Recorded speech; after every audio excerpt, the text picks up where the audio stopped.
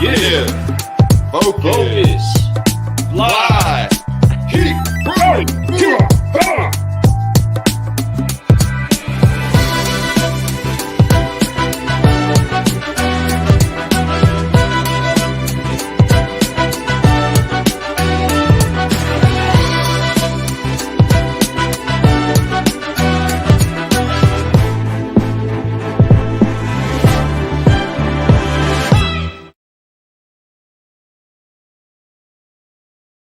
Hit me. It's unmuted. Folks, I don't know what's going on with our mics this morning. We're going to try to go through this struggle of life, but it's okay. I appreciate everybody for being here. Charles Higgins, hopefully you can hear me. We got Mr. Brian Norris. We got a few other people. I'm not sure who you are. It says LinkedIn user. Yeah, I don't know how that happens. Yes, I can hear the intro. So I'm not sure. Sometimes LinkedIn, they're... So can you hear us now? Tell us in the comments. I'm pretty sure they can, I think. But if you guys can't hear us, please do let us know. But there's a lot of times... Right there. It says, there you go, boom. Whoever that user is, I know you're on LinkedIn, but I don't know who you are. That's really weird. That's not popping up. We do appreciate you for jumping in. You guys have a great morning. So we're excited. We have some stuff that we're going to talk about this morning that's going to be, about the future. This show is not going to be too long. We actually are running a little bit late. Yes, but that's okay. And then are we still having meetings with the... Yes, we got a couple meetings today. Today, we actually planned on hosting a little bit of the show on the road, as we were going to go visit some friends, just to give them some gifts, give them some congratulatory. We were going to pull a Charles Higgins. Yes, we were going to pull a Charles Higgins. We were going to pull a Charles Higgins and go run around and go run by some people's spots. But we're going to do a driving with Charles episode of our own by ourselves without Charles. We just need to take a day off during the week next week and just same day. Do that. Just go do it. Yeah, and we could just do a little around the world, a Kentucky type thing. There's a couple people in Kentucky I like to go visit, so it'd be really neat to be able to do that. There's Jay. We can hear you. Yes. Yes. Awesome. So real quick, let's just go ahead and say what it is that we were saying earlier. This is Lou Ramirez, the car guy. And this is Fred Lenars, the sub-prime hero. He is also known as Super Dad around these parts. These parts right here. It's awesome that we get the chance to say good morning to all you super dads, all you super moms, all you superhumans that are out there, solutionaries that are rising up. We got a lot of exciting things that we want to talk about. But of course, we want to make sure that we say thank you so much to our incredible sponsors that we're teamed up with, that are bringing you this message of hope, this light, and this fun-filled adventure of solving transportation problems by brewing solutions and being people that upshift and uplift the industry. So we want to make sure that we thank Exogloss. Our friend Terry Torline is an incredible individual that is always making sure to let people know, one, that they're appreciated, but also help them with their appearances. Yes. Just like Exogloss. It is. It's all about the appearance, folks. Perception is so key. So just like your vehicles, you want to make them looking good. It feels good to drive a good-looking car. Matter of fact, you own the car longer when it looks good, right? You're more proud of the car. This is the kind of car you can pass down to your family members. Because it had Exogloss on it, right? So, folks, get you some of that. Make sure you reach out to Terry. Terry's going to be on our show soon. I'm looking forward to having him on here. It's going to be exciting. I've been friends with Terry for a while now, so it's neat to see us partnership in business also. So it's going to be a lot of fun. And then, of course, I'm going to have to put a bigger logo up. We're going to have to put them on the big board. We're going to have to get them a bigger logo. That's not big enough. So there that is right there. Bam. Hello. Dealership Toolkit. These guys right here. Right here. These people. Amazing. You got Liz, you got Rich, and of course you got their Erica that are down there doing some amazing stuff. And they are just now starting to grow. They're getting ready to open up. I've actually checked out a few of their posts. They're getting ready to open up an office building. You got Rich right now traveling, helping dealers, signing up dealers, doing everything he can to help his business grow. And matter of fact, the best decision they made was being part of the Car Guy Coffee. That's right. Yeah, the cafe, the whole nine. So I'm excited about having them part of the family. I really am. We've been talking with them for about half a year now, and to be able to finally connect and be able to put all our stars lined up and just say, let's make it happen. We're going to make it happen. Folks, this is just the beginning of everything. We're going to be doing new stuff. We're going to be putting some new graphics in the background. You see, like behind us right in our picture, you see the Car Guy Coffee little thing going around, little picture we have. We're going to be adding all kinds of cool stuff to that. You guys are going to start seeing a lot of new stuff, and it's going to be unique. And I think we're going to see some changes that are going to be really good for the future. So what you're saying is that's next? Like next sale? What? Speaking of next sale, Jason Garrison, them, man, what an app, folks. If you guys don't know anything about the Nextel app, reach out to me or Lou. We're happy to sit down and actually walk you through on how to use it. we've been very fortunate enough to sit down with Jason. Jason's trusted us enough to tell us about his company, explain to us how this app works. He's even given us access to his app, so we're able to look at it, use it, and share with people. It's such a cool thing. You need it. I mean, I'm telling you, if you're a salesperson and you're trying to do prospecting, but you're also trying to make sure that your relationship is kind of glued together with the presence of media inside of all of your customers' hands, the Next Sale app is something that's going to make sure to help you get your next sale while also properly keeping your follow-up intact with the customers that you have. It's just a tool that you need, along with the dealership toolkit, along with Exogloss, along with our partners at Elite FI Partners. All of these are tools that you need to put inside of this big engine that is your business to help you be successful. And they are all 100% CGC approved. But we could not do what it is that we're doing unless we thought properly. And we want to be encouraged to get you all to reach out to the Think Ad Group. That's right. Okay? And folks, before you do anything, you have to think. That's right. You know what I mean? And it's so true. Episode is I love that. And one thing I love about the Think Ad Group is that they are pioneers in what they're doing. They're the kind of company that doesn't really brag about what they do. They just do. That makes sense. You know, they have the Thursday think tank that they do every Thursday night. It's a absolutely free platform for any of you guys out there. Some of you guys have been getting hot on this new app out there, right? It's called Clubhouse. Yeah, Clubhouse. I've been on it for the last 48 hours. I've actually learned some stuff already that quick. This thing is going to be powerful. I know Glenn and a bunch of other people, Michael Sorrell. I mean, I can name a list of amazing car people that are on every morning now. The last 2 mornings are doing this Breakfast of Champions. What a cool name. I love it. Mm-hmm. And I love what they're doing. And it's just information. It's a way to get your day going. And if you guys are not on that yet, go to the website or right now it's not an Android app. It's only available on iOS platforms, or you can do it online and sign up. So you can go onto a website, you can log in, get you in there, because you're going to have to ask to join, and then somebody's going to have to nominate you to join. It's kind of neat because it's like a club. Mm-hmm. So, but if you know people in there, i.e. Lou Ramirez, the car guy, or Fred Lenartz, the subprime hero, we know people in there too. If you come on there, just let me know you jumped on, and I'll try to get you in as fast as possible. We'll show you around. You need to start learning about this app now. Yeah, I mean, I was able to jump in and have a one-on-one with Les Brown yesterday and have him speak and confess great things over our future and the things that we're doing. I was right there listening to it. I'm excited about it. I was like, what? Yeah, Lou gets on there and he's like, hey, I just wanted to formally invite you to, Car Guy Coffee Podcast. I love you, man. Show. And the guy's like, he was like, yeah. And he was like, yeah, we'll make it happen. But then he just straightly hit Lou with, you have it inside you. It's obviously your path. It's your mission. That's what you're supposed to be doing. That's why you're passionate about it. I heard it wasn't those exact words I'm saying, but to that tune, if that makes sense. Like, he was just throwing some love at Lou, and Lou literally just dropped and asked him, hey, would you please come on our show? Not please. Would you come on our show? We'd love to have you on the Car Guy Coffee, or at least connect. We'd love to have Les Brown on here. Who wouldn't? Talking about hope. Oh, Les Brown. I've actually been slowly connecting with Les Brown too. That's what was so funny that you did that. I was like, oh my goodness. I've actually recently connected with Les Brown too. So absolutely. Season 2 is going to be bananas, folks. We've given an incredible plug for. That's why Clubhouse, holler at us for that one. That's why season 2 is going to be so different than season 1. We've realized that the guest and sharing our guests' ideas and their thoughts is what's making our show, right? That is the whole purpose 100%. Of this, to be able to share ideas, be able to reach out and get people involved and to educate and for us to learn at the same time. Now, that's why I want to break it down to 3 different episodes a week. Because if you break it down to 3 episodes a week, now we got 3 different guests every week. Now, that's why we got to break it down into shorter episodes. Like we were doing these hour and a half, 2 hour, 5 hour episodes. And not you guys aren't. Most of you, be honest, you haven't been able to hang out for all of. No, and I even saw an honest post by somebody yesterday that said it was. Matter of fact, Melissa, she went and shared one of the posts that had Michael Offmuth in it. I don't know if you saw that. It was great. She shared like 3 of our posts yesterday. Thank you, Melissa. But they were on there, and boom, boom, boom. All of a sudden, I see a comment that says, "Man, I was going to watch this, but it was an hour long, so I passed." He goes, honest criticism.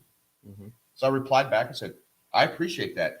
If you go to our website, you'll see these episodes broke down into 30-minute segments." He said, "Thank you," and I gave him our website. So I'm sure he went there. And that was kind of a piece of our first criticism to begin with, is that we just keep yakking. Do we?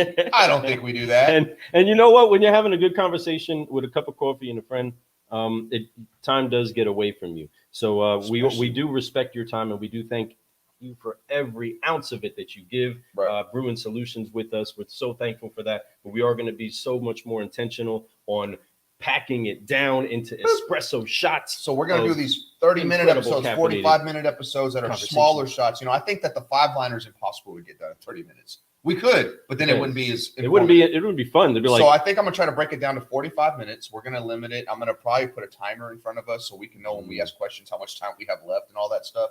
We're getting better. We're trying to make this a better experience for you folks. Yes. A better experience for everybody out there. This way that when we reshare these information, that the information isn't sitting there just wasting, because there's so much good stuff. Like these hour-long episodes that we put out, those hour-long episodes are so much information in that hour. It's hard for us to break it down anything smaller. Yep. So we're going to do it. So instead of doing these long interviews that are multitude of things, what we could do now is we could break it down into 3 different sections. And the thing is, one person doesn't have to be interviewed all in one day, or we can still do our 5-liner and do all these things, but they would have to be broke down into later, you know. So the 5-liner, the fresh news, the jump box, there's going to be things. So we're going to break it down to 3 episodes a week, which gives you guys 3 shows now. And there might be more.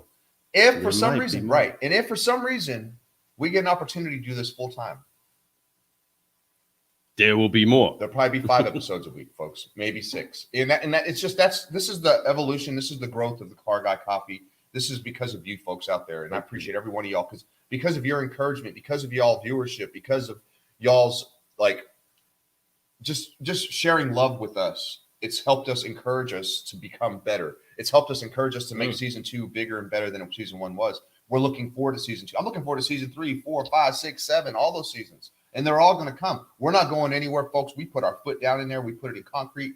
We're ready to roll. We're ready to do this car business with you guys. We're ready to grow with you guys. So make sure that you're ready to grow. So, bam, you know how to keep growing, right? Yeah, man. You know what's up. You all know how to keep growing. So before we get into the subject matter of this particular episode, unfortunately, we can't be on that too long. But before we do, sure that you do the 3 Fs so that we can keep growing. On 3, everybody, join us. 1, 2, 3. Forgive, focus, fly, and keep growing. Keep growing. Woo, man. We're a little late on that, but that's okay, folks. See, so good. One thing that about our sponsors. I wanted to get to, you know, we had to go through our sponsors. Our sponsors are amazing, and as you can tell, it's becoming more broad, and I love it because every one of these sponsors all love each other too. They all have a different element that helps make the process come together inside of your business. And I think that I'm going to be able to, but I also think that there's companies like Elite FI and Exo Glass that I could connect together, which I believe is happening. Anyway, that being said, a lot of connections happen inside of the category. There's some stuff I wanted to talk about this morning. You know, let's see, I'm going to say what's up. You got Terrell, you got Randy, Jay, what's up, everybody? Joseph, what's going on, my friend? Good morning, good morning, good morning. So, folks, Brian Norris yesterday, I put out a post, and Brian Norris, it was just basically, hey, I just had some questions. You know, if there's anything you guys can do to help us improve whatever it was. I can't remember exactly the words of my post. But Brian said, I love what you guys are doing, but I have a good question for you. Now, he said, can you go over the difference between relational closing and informational closing?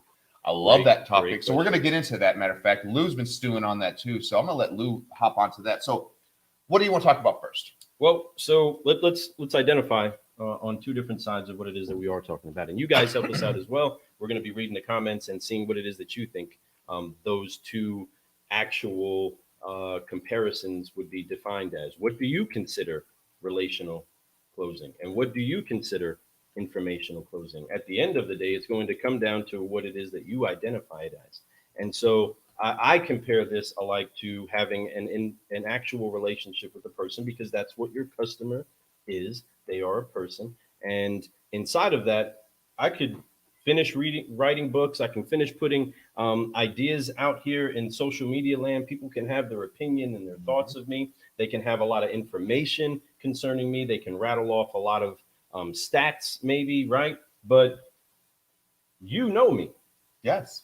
So all of those things, if somebody said something that was counter that persona, even my past, right? Even the horrible, ugly things in the past, you know the character of me because you know me, right? So that's a relational thing. No different than the relationship that you have with a spouse, a child, your God. The important thing is that you know who you're talking about, and you know what you're talking about. You're making me think.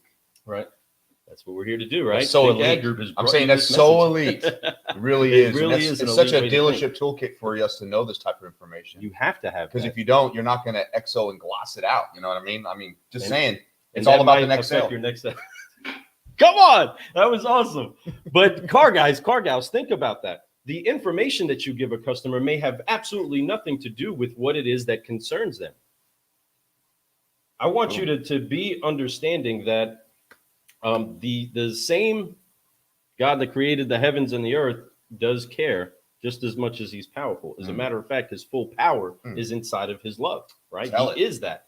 So if you truly care for your customer and you truly love them, then you want to know what it is that you're there to deliver for them. You want to make sure that you're bringing them what it is that matters. So when we train people, we make sure that we're not saying, hey, don't just tell them about a feature. Make sure that you tag that feature to a benefit. It has to have a actual benefit to their life. Otherwise, you're just saying words. And so it's important that you make sure that you identify what is that relational selling, because some people don't even know what we're talking about, don't even know what that is. And, and here's the thing, and I'll be honest with you. I know exactly what it is, but even though when Brian brought that up to me, I still wanted to be like, I want to make sure I'm clear about this. Because I did ask Lou, I was like, relational is like relationship, right? You're building it based off of you, and you're selling yourself, you're selling it, what you're about, you're building more rapport. While informational is more about the product and having information about it and doing that. That's what I assume Brian meant. And if Brian, that is what you meant, please put a thumbs up. But that's where we're going with it, just so you know. So inside of a relationship, when you're having referrals, that's not based off of just information. That's based off of relationship. When you start building a reputation, that's not based off of the information. Nobody really is looking you up to say, man, who sells the absolute most cars? I want to talk to that guy. As a matter of fact, you'll notice that a lot of salespeople will kind of dodge that guy. Or not salespeople, but a lot of customers will kind of dodge that guy because they feel like, man, you're a great salesperson, so I don't really want to be sold. They'll actually kind of help go target the lower guy on the totem pole at some times, you know what I mean? Because they feel like they can get over on them. But the person that builds their lifestyle in sales by having relationships with people are the ones that are able to communicate that information and it actually be received. So in my personal opinion, relational closing is 100% the dominator of any informational closing, because the information is always going to change and is always going to adjust, and it is always going to be recalculated. The relationship is something that can always evolve, always build, always grow. Though it is changing in that way, that relationship can actually be cut off. The downpouring of information is constantly going to keep coming. There's an unlimited amount of information that's already out there. There's an unlimited amount of information that's on its way. But there's only so many relationships. That's why we want to make sure to encourage you to live a lifestyle that's rich in relationships and focused on relationships over revenue, focused over people, focused at people over profits, right? It's so important that a customer understands that you care about what concerns them, not just that you know something really cool and you want to make sure that they know all about it. Because a lot of times those really cool things about cars or about big purchases, RVs, all that stuff, people don't even use half of that or even know about it. And nor do they care. It's the craziest thing is the information for most. So if you got a customer who's specific about what they're purchasing, they already know everything. It's just coming down to, does this car have that equipment that they prefer to have? So information is great to have. Don't get me wrong. You want to have product knowledge. You want to have the skill. You want to be able to explain how things work on a vehicle that your product that you're selling, whatever it is that you're selling. But I could tell you what made the biggest turn for me in the business was when I got really good at relationship building. And I've always was good at that, and that's probably what was my bread and butter in this business. Probably what helped me maintain gross, sell more cars, get repeat, get referrals was my relationships that I built. People absolutely loved me. I was like their son, or I was their brother, or I was their best friend. Whatever it is I had to be, I became. And I truly felt that way because I'm deep down, we're nice people.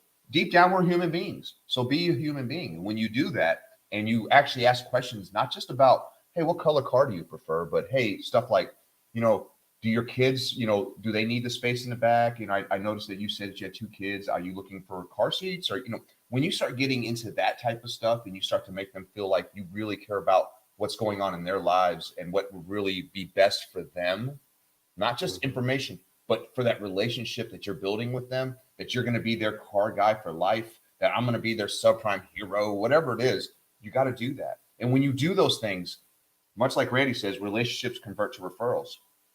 Big time. And that's where the business gets easy, folks. We work so hard and we do everything we can to set appointments. So when someone shows up, we do everything we can to help them purchase a newer vehicle, right? So if you're going to do all that stuff, why just sell them a vehicle and let them leave? You can do that with informational sales, closing and all that stuff. No problem. Shut them down. Makes sense. Logic. Send them on the way. But are they going to send you anyone? Probably not. Are they going to remember your name? Most likely not, right? So why make this business harder on yourself? If you know that every fresh person that you sell is that much, it's not really that hard, but it's harder than a referral. It's harder than somebody coming in because Bobby said to come see you, that you're the man and that you'll treat me good.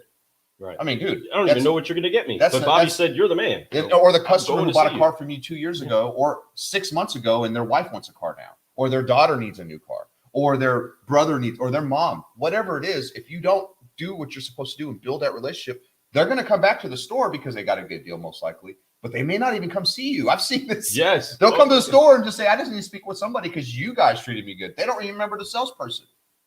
Remember that. Or they don't want to go back to that salesperson. Or they don't, right? Because you didn't build a relationship. I know that that process at that store, that place will get me what it is that I'm needing, but I kind of don't want to talk to that guy again. Had seen that, I can't tell you how many times. And it's heartbreaking for the person that, is on the side of, man, they didn't come back to me. That was my guy, right? What? It's because that you didn't take the time to make sure that they knew that you cared about them more than their transaction. I can't tell you how many cars have been sold after we've said goodbye to people, but they've come back to say, you know what, you guys shot us straight. You guys told us the truth. You told us what we would be running into. You kept it real with us, and we're thankful. Thank you for that. Inside of informational selling, depends on the type of person that you have in front of you always, okay? Some people are completely not about getting that relationship. Some people are going to make sure that you do not create a relationship with them. That's why there are systems in place inside of our industry now that take the relationship completely out of the equation, human to human. There is still, though, a relationship that the human purchasing has with the computers or the entities that's helping deliver them a product. So if you have a brand in front of you and they're purchasing it, be it Carvana, Vroom, whichever, there's a certain level of trust that that customer is having with them to deliver them the product that they want, and that they're not going to give them any lip about getting what they want when they want it, right? Or anybody trying to convince them that what they want is not legitimate. Now, sometimes what a customer wants is actually not in their best interest. Sometimes what a customer wants is not going to be better for them. Sometimes they do not know what is the better direction for them, the more excellent way, if you will, right? And so that is why the relationship is so important. Period. And honestly, and let's think about this, folks. And I'm not trying to cut you off, Lou, but the thing is that relationships, period, in life in general, are key. So if you're going to choose a relationship over anything else, you're crazy. Because I'm going to tell you, your wife, your mother, your father, your best friend, your cousin, all those relationships are so important to the development of you, to who you are as a person. Because when you really dig deep, all this, who you are, is information that you've gathered from all these people. Well, the best information you got was from great relationships.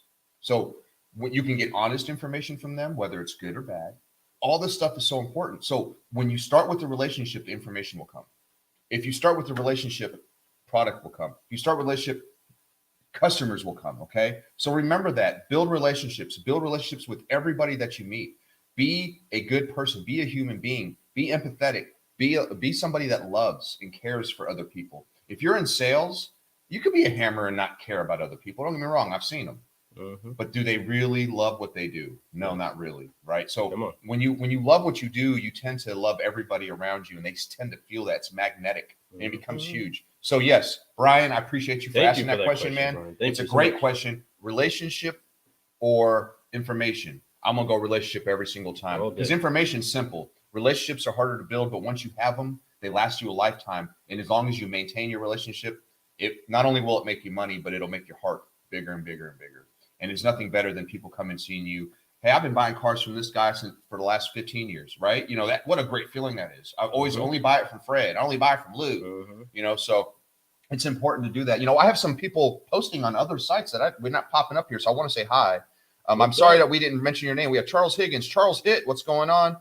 Yeah, Charles Hitt. That's right. We got your daughter her car. Yeah, awesome. Hope you're doing well, my friend. Hope you're doing good, Charles. I know Charles, he local guy here, grew up. He's good friends with one of my friends, Wesley, also. He's also a guy. Folks, if you guys are needing something done around the house, you need some help, this guy's a handyman himself. Him and Wes Hibbs could do some amazing stuff, man. He's just a good dude. He's a local guy that I really appreciate. We also got Jake Bishop on here. Jake, my man, hope you're doing well, my friend.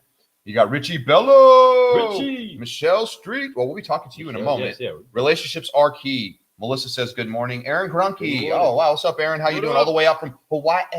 Hope you're doing well, Aaron. It's good to see you. And then looks like we had Bill and some other people jump on here. Bill Baxley. What's up, Bill Baxley? My man, Mr. Hammer. That's another guy. Talk about relationships. Selling. That is a relationship selling mother bumper if I've ever seen one. Because this dude, unreal. Folks, if you guys are not following Bill Baxley, you'll see every day he posts at least one car deal. I mean, it's going to happen. He does I think he averages at least one a day. So he's a 30 car guy plus a month guy every month since I've known him. He's where you get the clients from. The way that he discusses, the way that we went from having customers, right?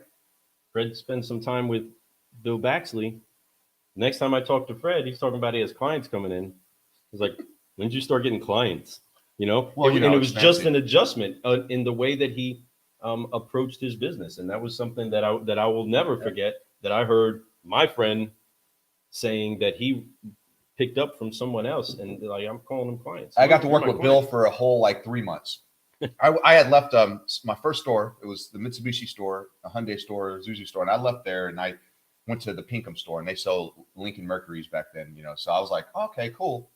I go in there, and they were selling a lot of cars, but these people the main probably 4 or 5 guys that worked there were 20 to 30 car guys every month in, month out. Very professional. They know their numbers. They had these meetings every twice a week, and they were early. Even if you weren't on that day, you had to be at the meetings.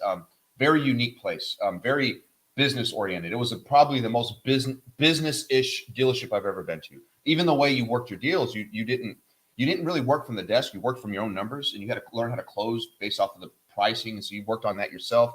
But Bill, like you said, he taught me some stuff, and he definitely was somebody I looked at that was like, how's he doing what he's doing? So I watched him. I watched how I even listened to him close. So Bill, I always tell people my credit, it's due to you. I was so used to negotiating payment. So when it came to negotiating price, I didn't know the best way to negotiate price. I listened to you one day and I heard you negotiate, and you started off, let's say that the price was 10 grand. I'm just gonna throw a generic round number, $10,000. Hey folks, you can buy this right now. It's just $10,000, And they're like, oh, it's high. You were like, oh, okay, no problem. What about 9,900? You were doing like $100 off at a time. While the average salesperson I know would be like, what if I took 1,000 off? What if I took 2,000 off? You were like, it might have even been smaller than 100. You did like such a small increment. They said yes, though. And I remember going, oh, damn, that was strong. I was like, but it's so simple, but you just didn't ever get flustered. And I think that's what I got most from Bill Baxley, was watching him in the showroom. He was always calm and cool, like a cucumber, bro. I mean, just straight up like, got it. Like you got to call ups from the showroom, and he'd just sit there and just go, got it. And you're like, what? You come in. Or if you did catch it up, you go out there and guess who it was for?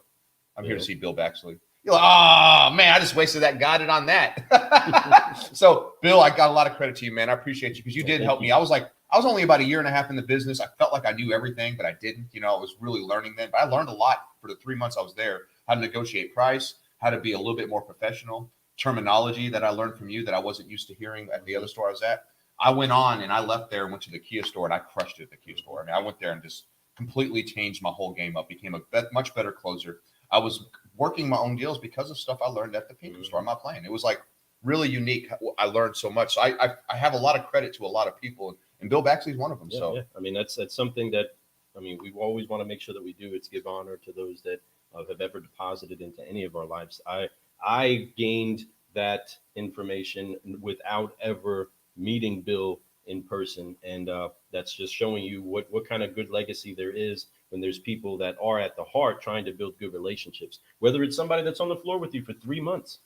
Understand, guys, there's some people that you may be connected to for years and years that you run into for a short amount of time in the workspace. Just understand you're there for a purpose. You meet people for a reason, and you have been chosen for this day and this time to do what it is that you're doing. So do it effectively and build your relationships. So we want to make sure that we do ending the right way and asking you all the question. What say you, car guy, car gal, solutionary out there? What do you say about relational closing versus informational closing? What do you say about it? Right. What do you think is more important? Give us comments. I've seen a lot of these awesome comments. You got, Randy's talking about relationships convert to referrals. This is the lifeblood of any sales organization. Correct. Brian says, in the world we live in, relationships overshadow information. Customers, most of them already know what they want to buy. I agree. Randy is right. Relationships convert to referrals. Randy says, the challenge of this topic is the millennial generation. This group of new buyers have not shown interest in creating relationships. You have to combine the two opportunities to attract a segment in the store. Brian says information is important. We have to show the customer we do know our product knowledge. I agree, and there's no doubt, folks. You can't just be good at one thing. In the business of life, you have to be well-rounded. You have to work on things. I talked about it all the time. It's called the Wheel of Life. This is something I got from Tony Robbins. Wheel of Life. Now imagine it's a pie chart, right? 6 pieces in that pie. You pick 6 important things in your life, and you have to constantly be working on all those. Not just one. You can't just work on relationships. You can't just work on business. You can't just work on this. You have to work on it all. So if you get into the car business, pick 6 things out that are important. You have to be good at all 6 of those. You have to always be trying to get better at all 6 of those. You can't just be a 10 here and a 3 here. Right. Then your wheel's going to be unbalanced as it rolls. It's going to you want that wheel to be balanced. You want to all be at like 8s. The thing is, you're never going to be a 10. Nobody's a 10 on anything. 10's what we all want. You could be a 9, but there's always room for improvement. Lou and I talk about it. Biggest room in the world. Tiffany, you're 10. The largest room in the world is the room for improvement. So make sure you guys do that. So I'm not going to, we're not going to stay on here much longer. We did want to throw this on here. We do need to get to a next meeting. Yes. But we definitely wanted to let you guys know how much we appreciate you. Happy New Year. So much. Hope that your first week's going good. I know Monday kicked off with the bang. Saturday was Season 2's coming soon. It's coming soon. Oh, man. And, man, if there's anything we want to make sure that we do approach inside of this coming up season, it's to make sure that you think differently, that you start to adjust your thought pattern. We totally believe that 80% is going to be the mindset, 20% is going to be the mechanics of how you do the thing, right? But where your mindset is going to determine where you go. How a man thinks in his heart, so is he. And so the way that you think, the way that you approach your business, Randy discussing the millennials and the generation, it's no different than making sure that you get a message to the people the way that they receive messages. And it's so key that even though we're going to always be changing the information and how we get it, that we learn how to build that relationship. Because just because I don't understand the language of my kids doesn't mean that I don't have to kind of learn it in order to communicate with them. Right. While at the same time making sure a message of wisdom gets taught to them so that they can apply that information properly. So I believe that it's key that you have the proper information, but I have seen so many people have some great success not knowing a stinking thing, but people like them. Think about how many new guys have you seen come in a store and make a salesman of the month? I've seen it. And it's because they didn't know anything. They built relationships because it's all they knew how to do. And they did really well. Like they like me. And show them this. Once they started learning too much, they started thinking they knew everything. And then everybody goes through that too. You think you know everything, and then your sales do this. But then you open your mind back up, say, I got to learn again. And then it goes back up, and you just try to keep your mind in that level. So folks, we do appreciate it. Make sure you guys work on that. Bill Baxley says, thank you for the comments, brother. Anytime. We need to get you on the show. Yes. I might even feature you as like our car guy, coffee approved guy here one week here soon. We'll talk about that soon. Definitely is. We got Michelle Williams jumped on here. Thank you, Michelle. Good morning. Charles Higgins. Appreciate you. Everybody who came on this morning. Thank you so much. You guys have a great day. Great week. We'll see you Thursday. I'm supposed to be interviewing Michael Cirillo, but I couldn't get an appointment till 3, so I can't promise you that it's going to happen. I'm going to try to reschedule that at a different time. I don't think we're going to be able to do 3 o'clock. I was supposed to be off that day, so I thought maybe we could fit it in somehow, some way. But now that Paul Damos, my sales manager at the store, he's on vacation. He's at Siesta Key. He just turned 50 years old. Happy birthday to you, Paul. Yesterday was his birthday.